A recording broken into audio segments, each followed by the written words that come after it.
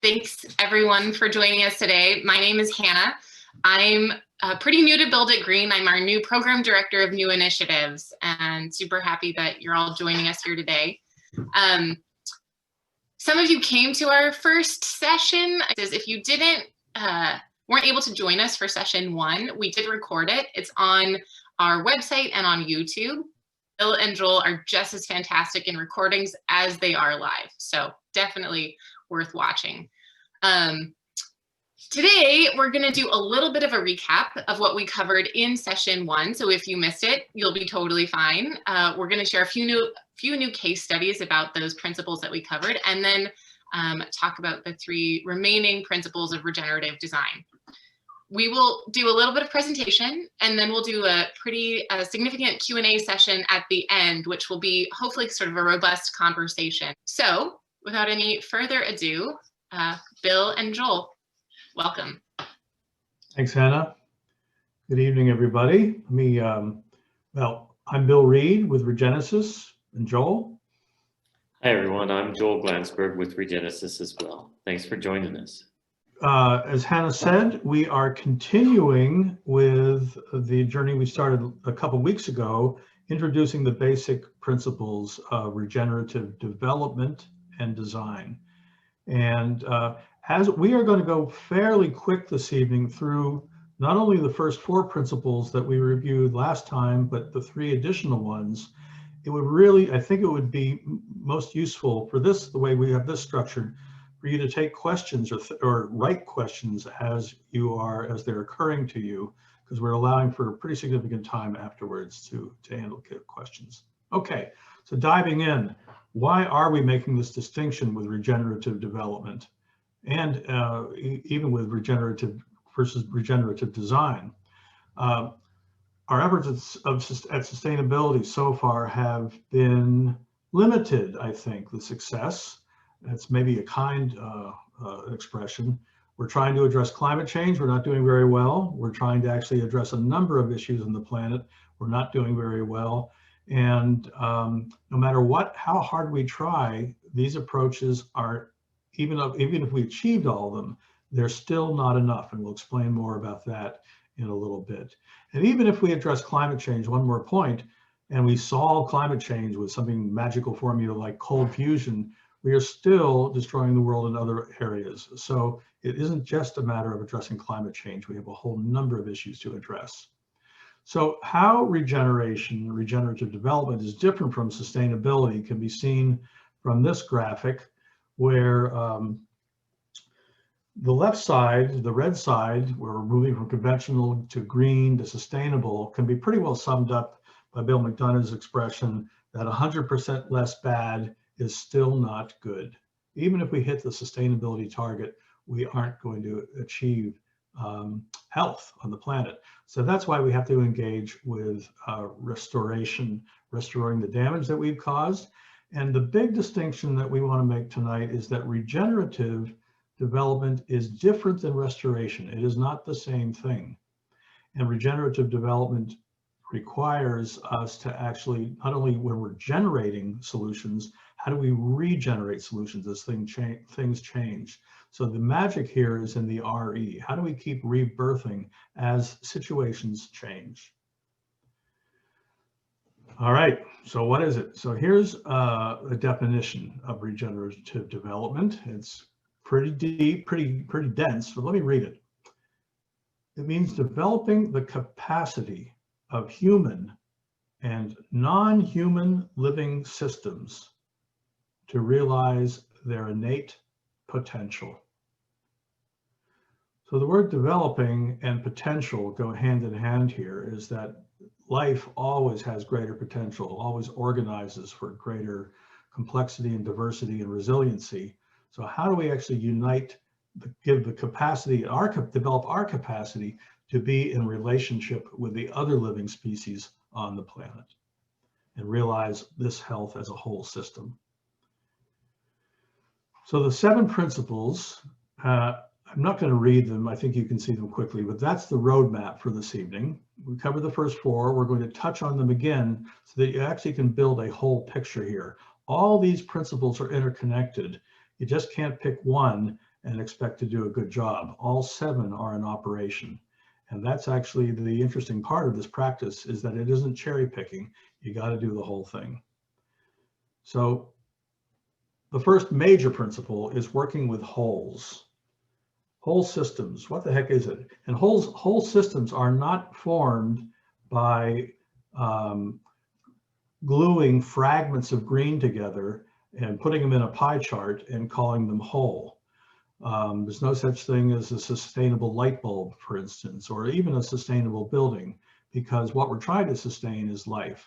So getting back to this definition, a whole is experienced as something that is singular, like a human being or a city or a wetland, something that's identifiably self-organizing, unified, vital, meaning it's alive, and developing, meaning it's evolving.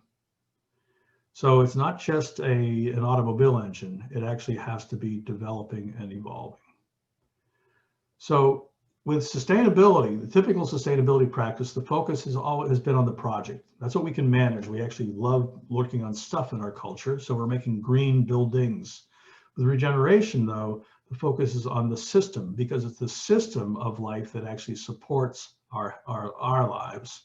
So if we can actually, while we are working on buildings, if we can actually affect the system, or that the system informs our project, then we have a much more whole system at play. So there's nothing wrong with working on a project, but the focus of regeneration is to work on the system while you're working on the project. This is just a simple example from Sidwell Friends, a project we worked on in Washington, D.C. A number of years ago.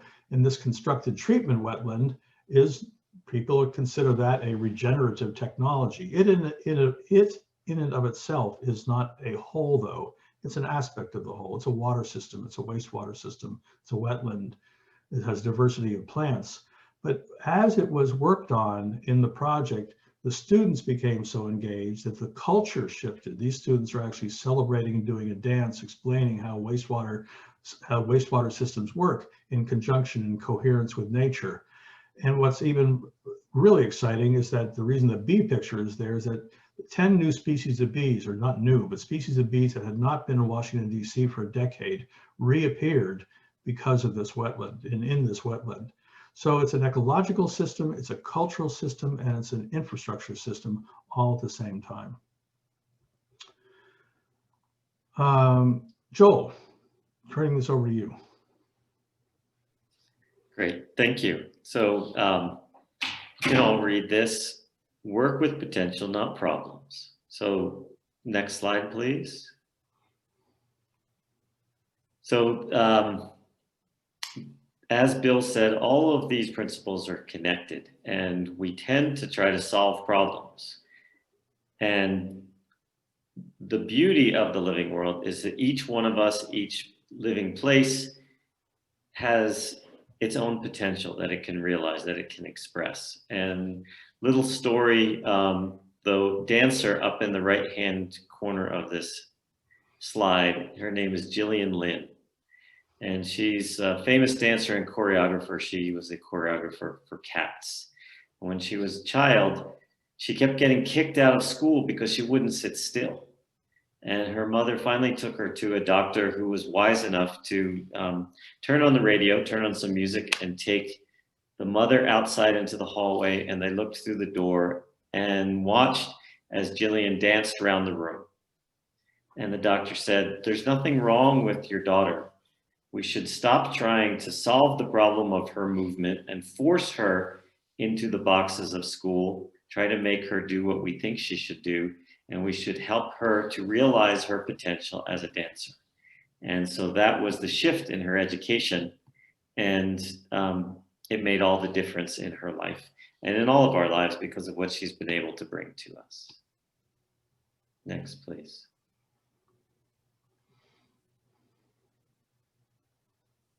I just want to, can you go back for a second? I just want to say that, so in everything we're doing, as Bill pointed out, the project is not going to be regenerative. It's going to contribute to the regeneration of the place, of the whole system it's a part of, and help that larger system to realize its potential.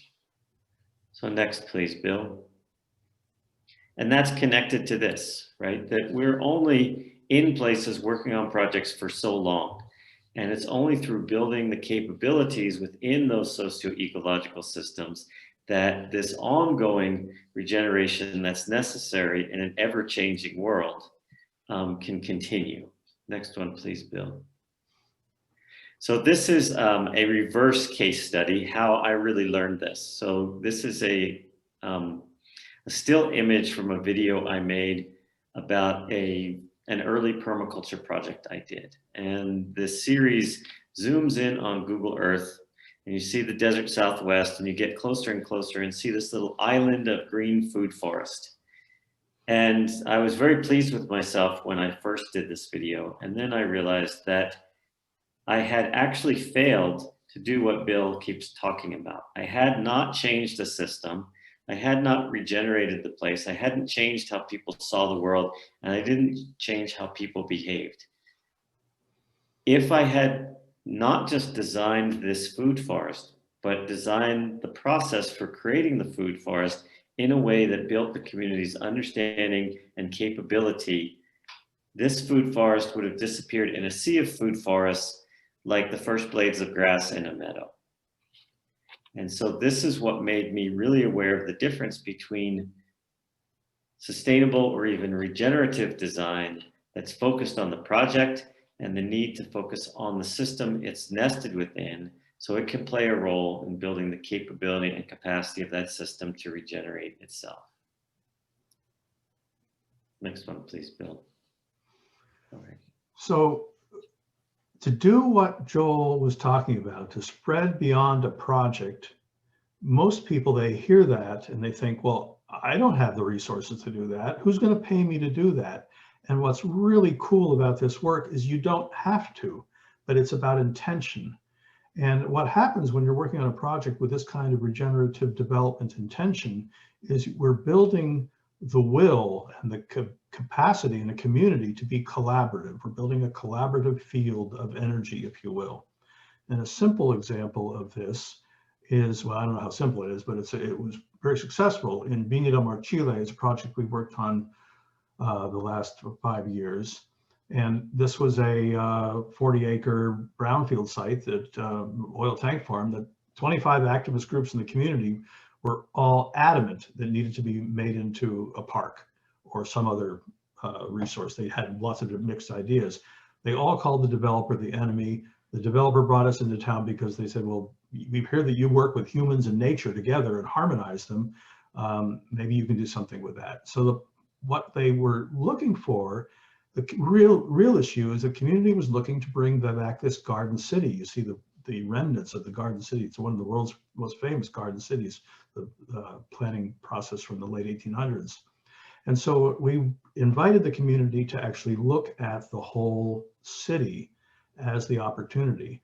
And they'd never thought about working at that scale because very few people do. They work at building by building, not at the whole community scale.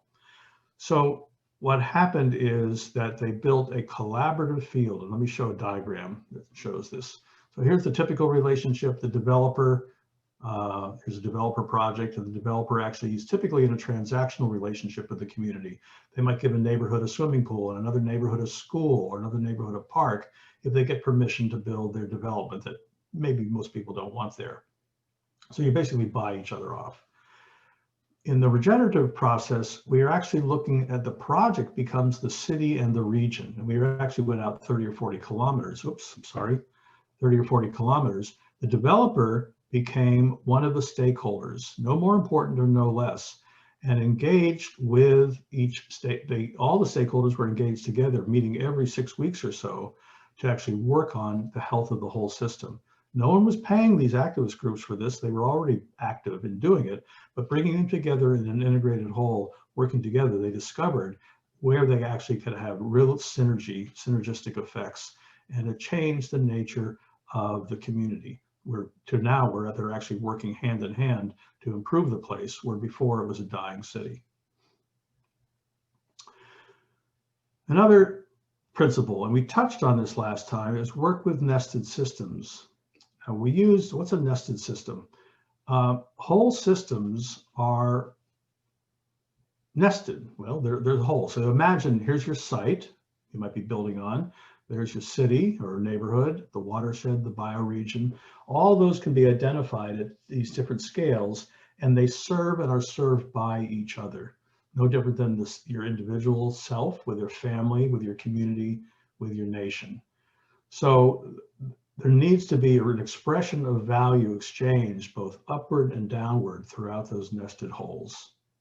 It isn't just one big hole. They actually have multiples in relationship with each other.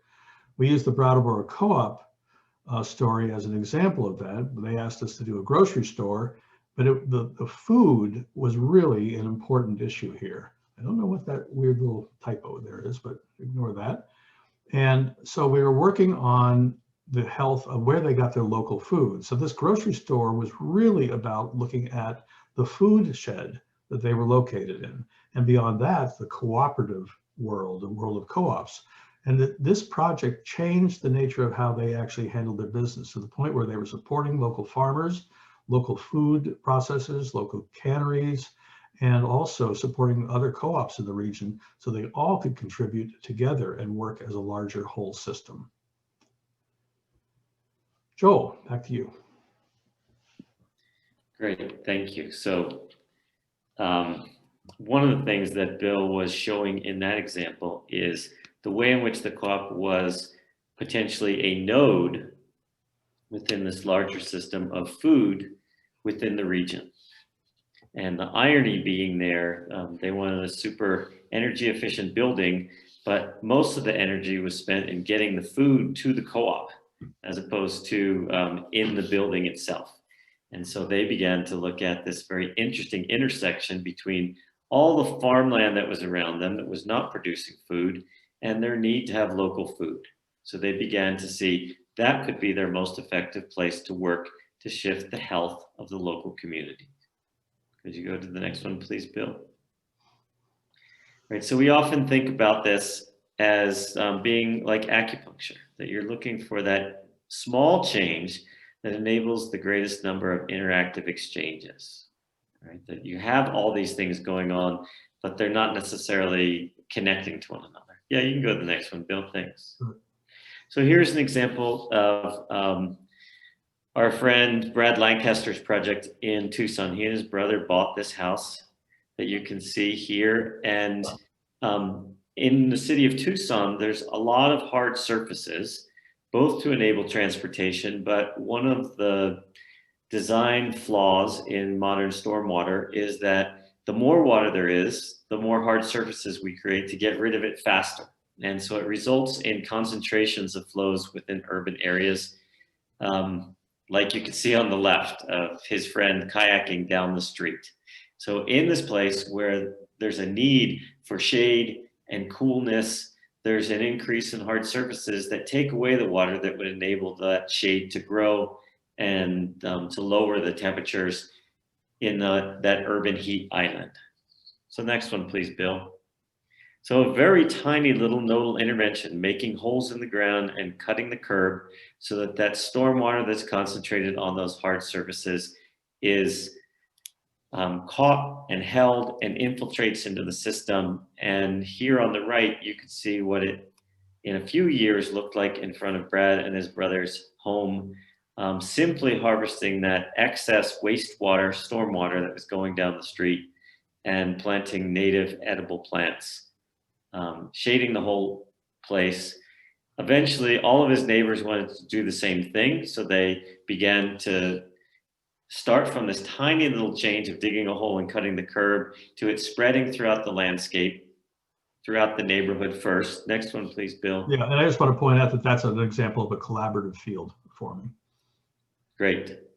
Yes, so the way these principles interact, we could probably use one case study and talk about all 7 of the principles.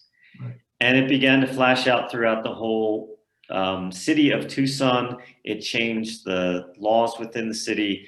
Nonprofit, independent of Brad, formed to do this kind of work that not only slowed and caught the water, but also slowed traffic, which was really important in many of these residential neighborhoods. And this work has spread throughout the American Southwest and elsewhere, all from Brad breaking through a curb and digging a hole in the ground. Next one, please, Bill. Yes, so this next one is back to this idea of potential, that one of the most destructive aspects of this mechanical industrial mindset we've brought to the living world is that we try to make everything the same. We flatten land for agriculture and for development. We try to make every piece of wood the same. We try to teach every student in the same way, just like in that example of Gillian Lynn trying to be forced to sit down instead of get up and dance. And the beauty of the living world and the source of potential and of regeneration is the uniqueness of each of us living beings, whether it's a neighborhood, a watershed, a river, a tree, or a person. Next one, please, Bill. Yeah, so this slide is simply saying what I was just saying. Next one, please. So this was an example of an area in Albuquerque that for many years has been the landing place for immigrants. So it's really interesting to me in this image. You can see the river valley in the foreground, the heights in the background. You can see downtown and a bit of Old Town. And the neighborhood we're talking about is just off to the right of this image. Next one, please, Bill. So again, you can see the balloons of the North Valley. You can see the wetlands of the South Valley. You can see the tram of the foothills. You can see the large buildings of downtown and these two older buildings of Old Town. But once again, the bottom of the map on the left-hand side, where it goes from green to brown, is basically where the International District is. And it's kind of left off the map. It's left off all these images of what's attractive about Albuquerque. Next image, please, Bill. Yeah, so you can see this, where this red circle is. And Albuquerque, for a very long time, developed in the river valley. And where the International District is up on the Llano, up on the high plain. And you can see from the image on the right, it's where the racetrack is for the state fair. It's where the airport is. It's where the Air Force Base is. It's where people used to camp. It's where the Indian traders used to camp. That it's always been a traveling place. Route 66 goes right through the International District. There's a whole strip of old 1950s, 60s hotels along there. And as usual, we try to do the same things the same way in every place. So the efforts to bring up the International District had nothing to do with who it was uniquely. It has like 42 languages spoken by the school children in the schools in the International District. There's people from Southeast Asia and from Africa and from the Middle East and Central America and South America, all over the world. But the policies and procedures and even laws that were suggested for economic development were the same as elsewhere. So it was seen as a problem that people enter the city here, and then after some time they move to other parts of the city and they settle there. And there was an effort to try to get businesses and people to stay in this place. And we began to realize that it's like your esophagus, that you don't want food to stay for a long time in your esophagus. You want it to sit in your stomach long enough to be digested, but it will choke you if it stays in your throat. And the International District is kind of the entryway, it's the foyer, if you will, to the city of Albuquerque. And it's appropriate for it to play that particular role. It's part of what Bill is talking about in these collaborative systems. You want everybody to be playing a different role to contribute to the health of the whole. Can you go to the next one, please, Bill? So that's true for different parts of the city. We everywhere cannot be the financial district. Everywhere cannot be the residential areas. Everywhere cannot be the entertainment district. The different portions of every community play different essential roles, just like different species or different parts of ecosystems. So one of the things that began to come out of the work that we were doing was people began to take pride in what they had uniquely in the International District. And part of this started to show up in different kinds of pop-ups. So there was a community garden that showed up. You could see this Asian sculpture statue with a lily pond. This was a pop-up park that someone did, or groups of people did. The murals, that image in the bottom center, it was a pop-up park. They took a vacant lot and the community turned it into a park for a period of time.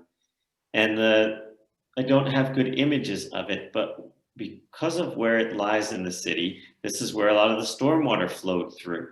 And so working with the city, different neighborhoods began to harvest that stormwater, similar to what Brad was doing in Tucson. And different gardens began to show up, and some of them were with Asian plants, and some of them were with Central American plants, and some of them were with African plants. And it was a way in which not only the essence or the unique nature of this neighborhood, but the unique nature of each community within the neighborhood began to flower and flourish and enrich what was seen as the most impoverished portion of the city. Okay, next one, please, Bill. We're wrapped up. All right. So here are the 7 principles, and I hope you're beginning to see the interactions between them, and even the way in which they're sort of holographic, so that, as Bill started speaking with, you have to work with the whole of this group, this system of principles, as opposed to just one piece of it. So I suggest, I think might be useful, so we're going into a Q&A period now, but if people want to take a screenshot of this, it might be a good reference for questions. And I'll hang out here for a little bit before I shut it down. Everybody got a screenshot who wants one? Okay. So the final slide, just for your record. So we have 2 more sessions, by the way, December 17th and January 7th. And we'll be going into the deeper experiential aspects of this work. But in the meantime, maybe we can weave a whole together with you this evening with your questions. So I'll pause. And Hannah, do we have any questions? Yes. If you want to stop screen sharing so we can see faces, we have a number of questions actually from the last session that we weren't able to get to, but that are still relevant and I think would be interesting to the folks here. And then if you have questions, please add them to the chat, or even speak up verbally if you're more comfortable with that. So the first question we have, there's sort of 2 and they're related. How do you create something a community can rally around? And the related question is, what have been your most successful pathways of reaching out to communities you've worked with? Good question. They are great questions. So we find, and I'll let Bill give his version of an answer, that people tend to love their places. And that is actually about the health and beauty of that place, and particularly the future of people's children or other people in that place, that people can rally around. That issues tend to be divisive, but if you can look at the health of the whole, that's something that people can come together behind. And then we can look at, how does the project we're working on serve that health, serve that wholeness, as opposed to simply be something that is trying to be sold to the community. Well, great. That I can't argue with that answer. I'll just add that this is kind of a community organizing process where we're actually going to individuals and small groups of people. We are not holding a big town hall meeting to present our thinking. What's happening here is we're discovering what people think and love about this place. And we're helping them tease out what's core to that. What are the core, what is the essential aspects of this place that makes it unique? And it's a discovery process, and that is really a fun thing to do. So we're not there like the typical architect saying, or a planner saying, here is the greatest here's the greatest building in the world, or here's the greatest master plan in the world because I did it, and you should love it. I mean, that's basically what we're saying when we come up to people like that. And of course, people are skeptical. So instead of proposing any kind of an answer, what we're actually is on a collaborative discovery process to actually understand how this place works and what's meaningful. So I'm going to give a couple brief examples. One of the things that you may notice in yourself is if I put an idea in front of you, the first thing you do is begin to critique it. Particularly if you're a professional, you have even better ways of critiquing it, right? Our greatest failures are when a client comes up with a conceptual design and presents it to the community before we are engaged, because we already have something that we're fighting against, and people already are fighting against it and have ideas about it. Bill and I and another partner, John Becker, did a master plan for Yestermorrow Design Build School in Vermont. And it's full of architects and engineers and designers and really smart people. And they've had, I don't know how many master plans that got tore up because everybody knew too much. And so before we introduced our ideas about a master plan to them, we first got them to talk to one another about why they cared about the school and why it was they taught there for virtually no money. So we began by getting them to connect to what they cared about, why they cared about, what this was all in service to, instead of seeing it in the abstract and in isolation and a theoretical problem. Then we presented a quick version of the design. They looked at it, we captured all of their questions, and then we laid out for them the logic that had brought us to those conclusions. So it's really important to get people to connect to what it is they're caring about, and being aware of that and having that lead the design process, lead the working with the design team, and include people from the community in that design team. And yeah, well, we could keep going. We could talk about this for hours. So I think we'll let's go to another question. Good call, Bill. Great. Okay, this next question, I think actually is from Adam from session 1, but I think it's still a good question. It's a little bit long, but so bear with me. As more and more folks get engaged in regenerative projects, we are seeing a bit of a siloing off of solutions. For example, tech platforms for transferring natural currency, accelerators for regenerative projects, focus on regenerative financial investment vehicles, and design of new green assets, etc. Is the specialization phenomenon going to reproduce extractive behaviors or more conventional business as usual? Or does specialization allow actually for us to be more collaborative? Whoa. Well, I'm going to give I wouldn't call them regenerative projects then. I would call them sustainability projects with regenerative aspirations, perhaps. But they aren't working as a whole system. They're fragmented. That's what we spoke about before, that you work with potential, not problems. Those are fragments of ideas, and you can't. This is the biggest weakness in our culture, is that we think that reductionism will solve our problems, and it will solve some things, but it will not address living systems. It will solve technical systems.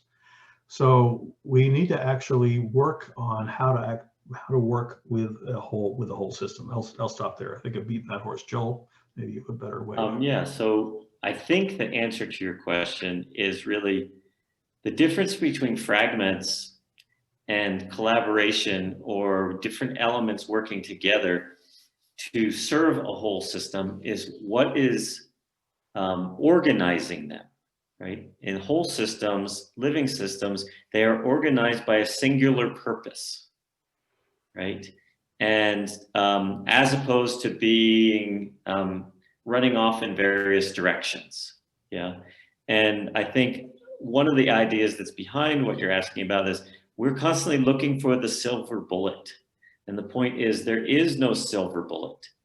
That it is all about changing our worldview, changing the way we're looking at things and thinking about things. As Gregory Bateson said, all of our problems are caused by thinking differently than nature works. And nature works inherently in wholes, where every piece has an essential role to play toward enabling that whole to express itself in increasing orders of organization of energy and beauty and diversity. And to put a military spin on it, Dwight Eisenhower, I love this quote, said, "When you have trouble solving a problem, enlarge it, don't reduce it," because it gives you so much more to work with. Okay. Great. Hannah. Different kind of question. One looking for examples. what local governments are supporting working regeneratively or regenerative projects? Do you have any examples you could share? Not many, but yes. Most governments are just beginning to ask these questions. I'll speak for myself, when Regenesis started in the 90s, mid-90s, I thought municipalities and NGOs would be our biggest clients. And from an architect's perspective, turned out private developers, at-risk developers were. We never got any work from municipalities. Now, Metro Vancouver, for instance, we've worked with Metro Vancouver now for the last 10 years. So there are bureaucracies that are actually asking these questions now, but not that many yet. Just beginning to. Yeah, and they're not local governments, but one of our partners has been working with the Commonwealth countries for about 5 years because of a remarkable woman who is the leader of the Commonwealth of countries. And New Zealand is beginning to think and work in some of these ways. And yes, it's striking how, yeah, I'll just leave it there. Yeah. So there may be examples that we're unaware of, and there may be local examples in California, which I'm assuming this question is aimed at, and neither Bill nor I live in California. Let's pause for a second, Hannah. So we're just kind of barraging questions at you guys, and is this working for you? Are you getting something out of this? Is there some way that we can actually speak to where you are sitting right now? I feel like we're talking at you, and just wanting to see if there's any kind of direction you want to give us. Well, thumbs up, that's good. Thank you, Peter. Want us to keep going with the questions we have? And it's always a bonus to be able to see people's faces instead of talk to white names on a black screen. Yeah, show us your faces. We would love to see you. It's lonely here in COVID land. So Hannah, we're happy to thank you. We're happy to have some more questions. And please, if you have questions, put them in the chat or wave at us, and we'll gladly listen to verbal communication as well. Wow, everyone really took your plea to heart, Bill. A lot of sympathy for isolated COVID workers. Thank you all. All right, let's keep going, Hannah. All right, please, if anybody else has questions, jump on in, particularly if you've got something you're working on that you want to ask about, etc. All right, Peter. As a green designated, or Peter, do you want to say it out loud or do you want me to read it? Wasn't me. There's another Peter. I'll read. As a green designated realtor, I'm trying to find ways to incorporate this, I'm assuming, kind of thinking, regenerative principles into my business. Any thoughts?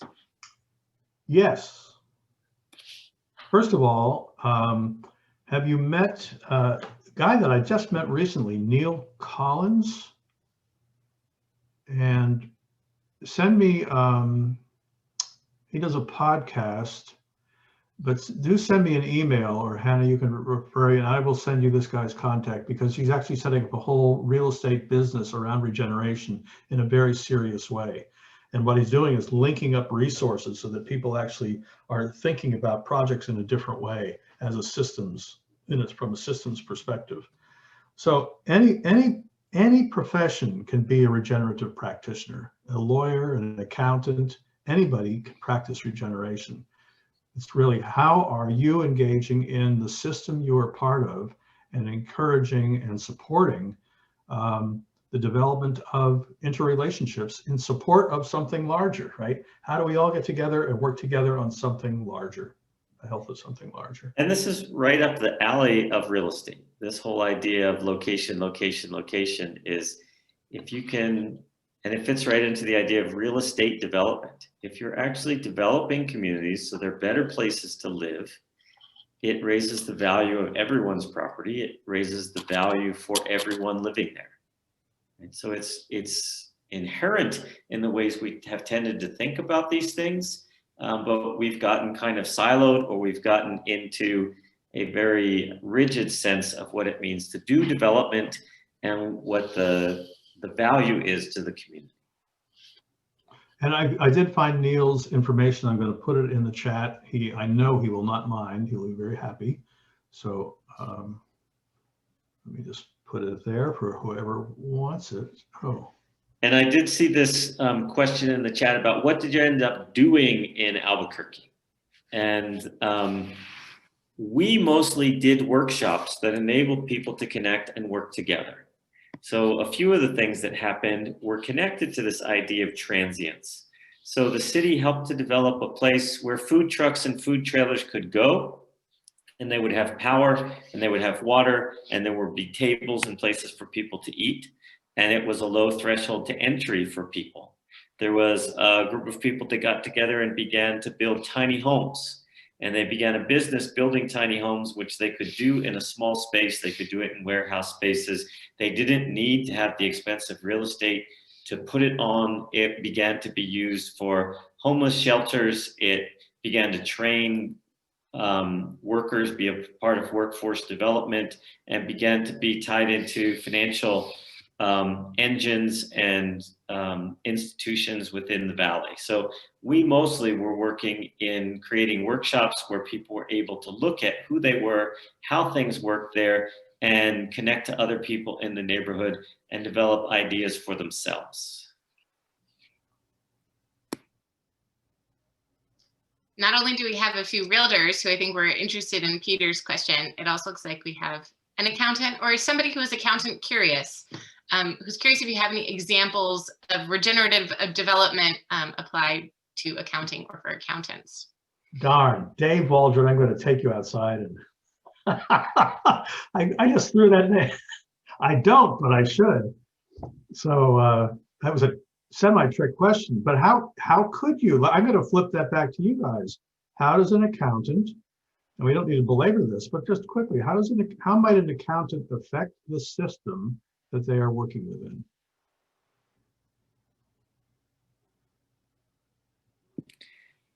So another way of asking the question is, how would we transform accounting so that it served life, so it served the regeneration of the world instead of the reductionism of the world and the limited ways in which we value things?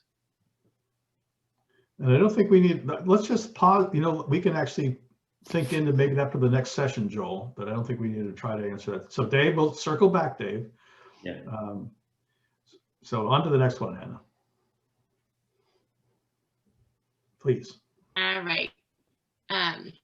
Violaine had some thoughts about how one would be regenerative as an accountant, by the way, by counseling his or her clients in the regenerative way. Think about neighborhood and investment.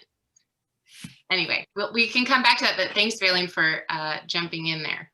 So sort of on the opposite side of, or the opposite scale end of a government supporting regenerative development, somebody asks, I'd like to know, and this is a little bit of a segue to hopefully what we'll be covering in our next session, but I think we can start talking about it, is I'd like to know if this work can be applied to smaller single-family residential homes, or are there smaller projects that might have multiple homes but are smaller projects? Examples you could share about how this is being applied. Yep. Joel, you want to take that? I saw you nod first. Sure. It can be applied at any scale, and one of the ways we think about it is that any project is an opportunity to have these conversations. And one of the ways that this differs from a typical charrette process is that it begins by looking at and understanding the unique potential of the place. So the entire conversation is around that, as opposed to generic bright ideas that can be applied anywhere. And one of the things we're always working on is this distinction between thoughting and thinking. Thoughting is repeating a thought we had before, or we read somewhere, or somebody else had. And thinking is actually being creative about what would be appropriate here, now, in this place, in the way that this place works. And so that's going to work, as Bill showed in those nested scales. How does that work for me? How does that work in my residential home? How does that work in the neighborhood? How does that work on a large community development scale? How does that happen on a citywide scale? that it always is. We know, right? The places that are different is where we like to go. We go to Paris because of how Paris is. We go to San Francisco for how San Francisco is. We go to the East Bay for how the East Bay is, right? That they all are different and are playing different roles, represent. And one of the questions that one of our partners came up with that I think is super revealing is we ask people, where do they take visitors when they come?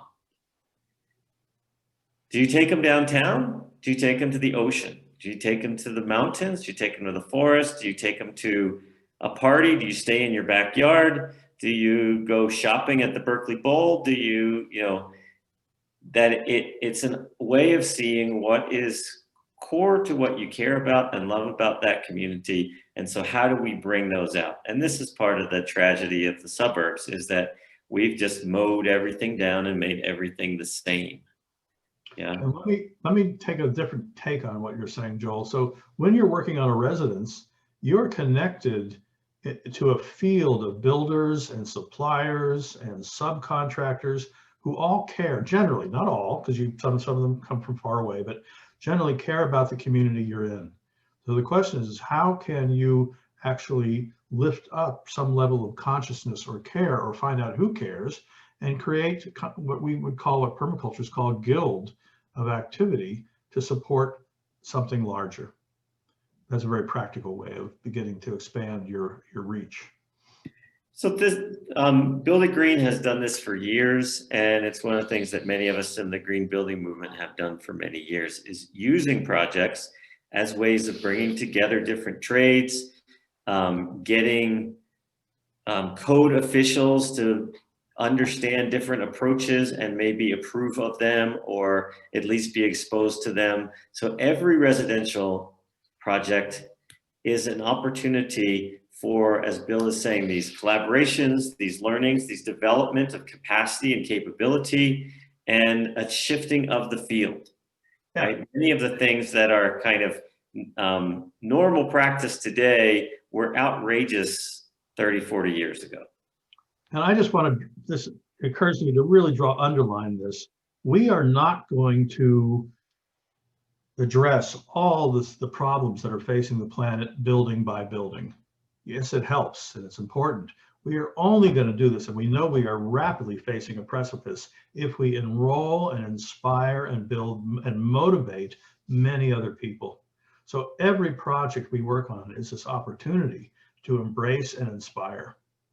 And if we hold that's that, what makes it, and it's by seeing it within its context that it can be a nodal intervention. So that what is initiated there can spread out virally and shift the system. Yeah. Sorry, I got a little impassioned there, but that's really what this is why this is so important. This is such important work.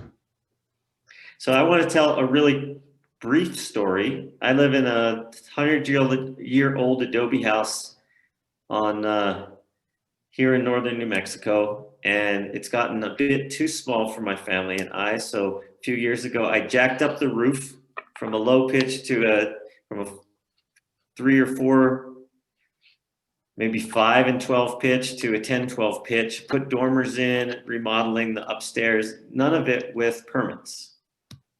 And I was worried about all of my neighbors. I live in a very diverse neighborhood. There's now a kind of mansion I can look down into their courtyard. There's an elderly Hispanic couple I can look down into their yard. There's all kinds of people around us. And universally, they loved it. It was actually something that brought the community together, and they were greatly in support of it. And so, as you all know, a project can make a neighborhood, fragment it, or it can help bring a neighborhood together. And that's what we're looking for, is how can we make each project bring the communities together as the physical neighborhood community, the building community, the governmental agency community, the supplier community. How can we see each of these as opportunities to shift the system instead of just be business as usual, right? Because if we just keep doing business as usual, nothing changes. Good story. Thanks, Joel. Hannah. Wonderful. This was a this was a comment which I think is interesting, although nobody has said that they're either a government employee or an environmental lawyer. So we'll see if anyone's interested, but I thought it was an interesting comment. And several of the case studies that you talked about, Bill and Joel, are related to large developments and maybe activists and cities being in a little bit of conflict. And so this person whose name I'm sure I'm going to slaughter, and I'm so sorry, Yeli, I'm so curious to see how the comprehensive approach to help communities overcome environmental lawsuits aimed at stopping developments. I think the larger view solutions may be helpful. I think if you could speak to that idea about how we might, yeah, can you speak to that? It's wonderful. This is it's what so inspires me about this work, is that we break, when we have 2 weeks with a community, we can get it started. It's getting that start going, but we actually can harmonize that conflict, because if we're switching from looking at everything as a problem, and when you look at everything as a problem, you have multiple fragmented solutions that nobody agrees on, or fragmented reasons not to do it.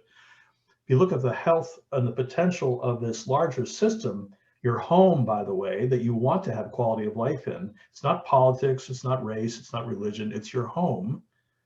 It's remarkable how that aligns people. And I think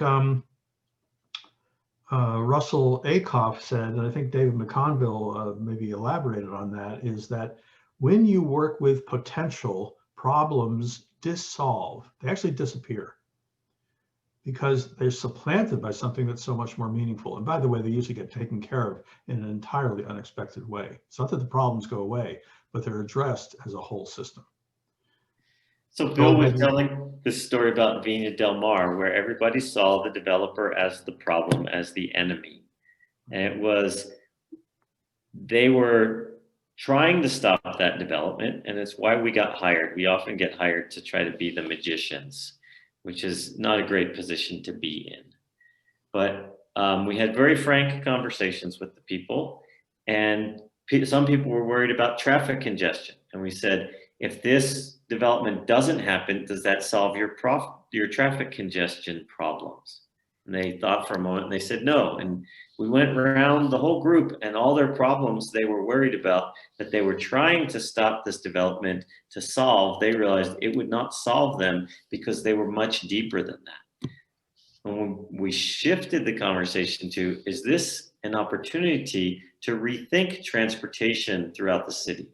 Is this an opportunity to rethink development throughout the city? One of the things that had fragmented the community was literally people had summer homes here, holiday homes here along the beach, and they had put up walls between this road and their homes and the beach. So they literally cut off most of the community from the water.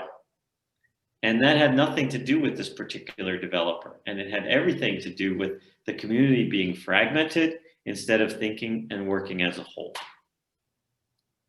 There's a community in Colorado we worked in that was in the Guinness Book of World Records for the most different types of churches per capita in the world. So standing on the corner, you could see a Church of Christ and a Latter-day Saints and a Catholic church and a Lutheran church, and a very divided community: hippie farmers, traditional ranchers, coal miners, and river runners. And they put together one of the best watershed associations I have seen, because the river runners cared about the river, and the ranchers cared about the water to water their ranch lands. And the farmers, the hippie farmers, needed the water. And it turns out even coal miners like to take their kids fishing. So that it was one of the things that everybody valued that transcended their differences. So that's what you're always looking for, is what is it that everybody values that transcends our differences. By the way, oh, sorry, Joel. I just wanted to tell another little story that really exemplified this for me, that this is a very human trait. In this same town, a gentleman I was interviewing told me a story about a family took their little girl to the hospital, and they found out that she had a brain tumor. It was like a 7-year-old girl. And this was on a Friday, and they came home and they called one family and let them know. 2 days later on Sunday, every church in town prayed for the little girl, because whatever our differences are, that little girl with a brain tumor is superordinate to all those differences. So that's what we're looking for, is at root in our hearts, what is it we care about more than our petty differences? And that's the way we get to both the environmental needs we have and the economic needs we have and the housing needs we have and the business needs we have. That it's what organizes and orders communities into a whole is the shared values of that community. I want to respect this community. I know that we only advertise this being an hour. So for those of you who follow clocks precisely, we want to wrap up in such a way that you can leave with grace. If anyone wants to stick around and chat a little bit, we'd love to answer any additional questions that you have. And we would also invite and ask that you give us any feedback about how we can make these better, do anything else that would be more interesting, topics you would love us to cover. There's a little survey if you click the link in chat, or you can just chat us, or you can email us hello@builditgreen.org. So thank you so much, everyone who joined us. We hope you can join us at our next session. It's in a couple of weeks, again, Thursday afternoon Pacific time. And we'll start to get into really the neighborhood scale. So how this might start to look, bringing it to life at the neighborhood scale. So again, thanks everyone for joining us. We're really happy you were here. And if you want to stick around and ask a few more questions, you're happy. We welcome it, but also feel free to go about your day. Thanks so much. And once again, we'll be sending out a little exercise that you can play with in between sessions. As well as an additional reading for those of you who like doing extra homework.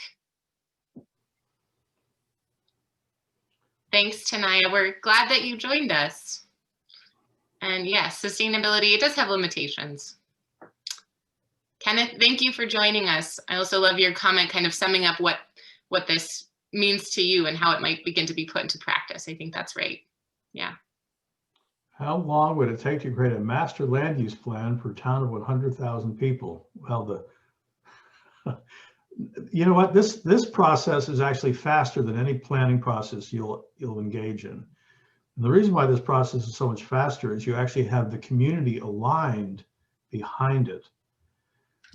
So our work typically takes to get the community initially inspired and engaged is about a 2 to 3 month process.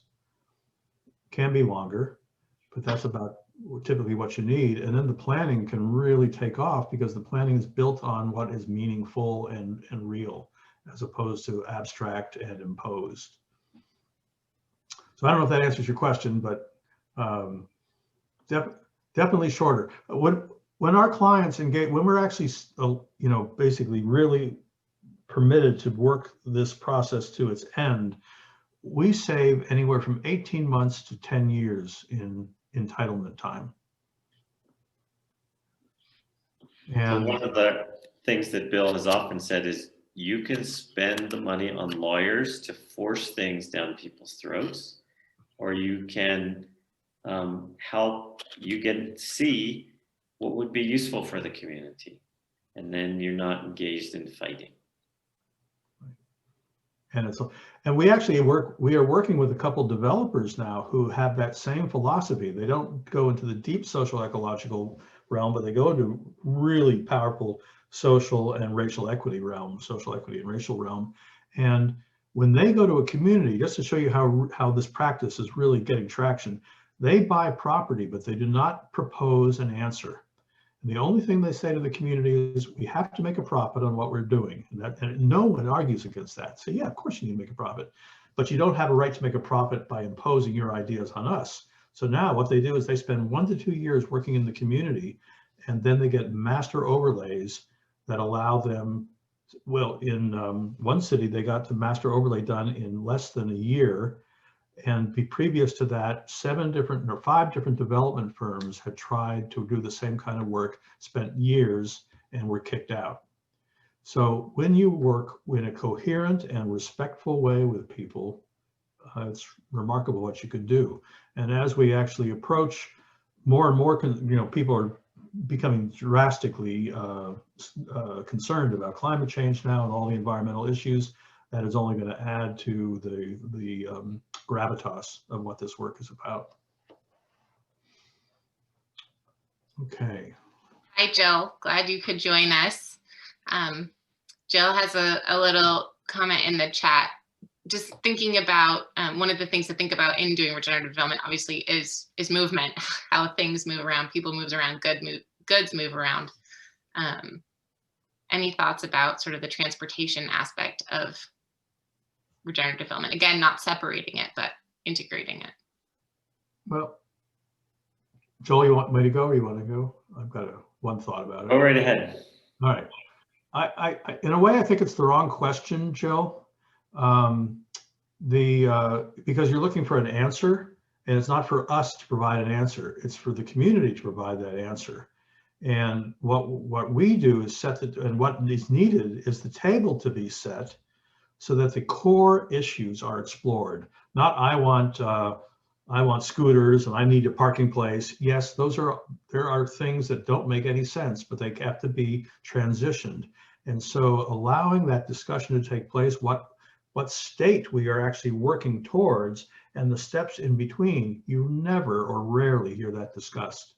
So if you can actually slow down the process, make it meaningful, and make it an end state that everybody agrees on, you actually can work towards that. And that's that potential that Joel's talking about, that if we can actually define the potential, we can find a way there.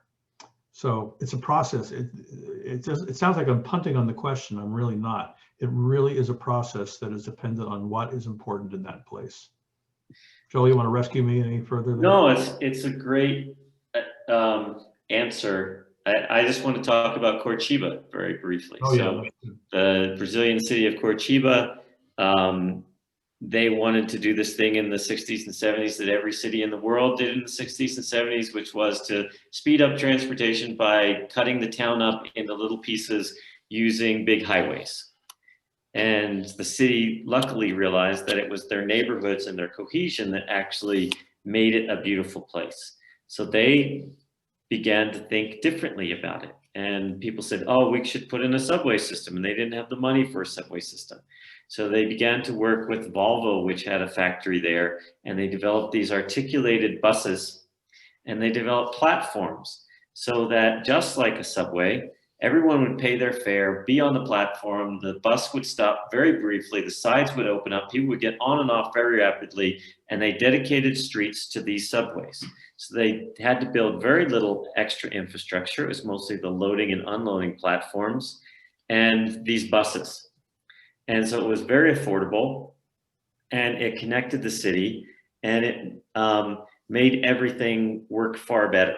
And then, of course, you got all the taxi drivers complaining because they no longer had all the fares they had previously. So they worked with the taxi drivers to develop a different role. So their role was not so much about transportation anymore. It was that tourists were coming to see all the innovative things that Curitiba were doing, and they became the tour guides. So they actually ended up making more money. They had a more prestigious role to play than simply driving people to the doctors or to the store.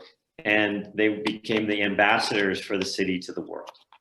So that's a regenerative way about thinking and working on transportation, and it led into ways that they began to recycle and collect the garbage and provide jobs and provide cheap or free transportation for people who needed it.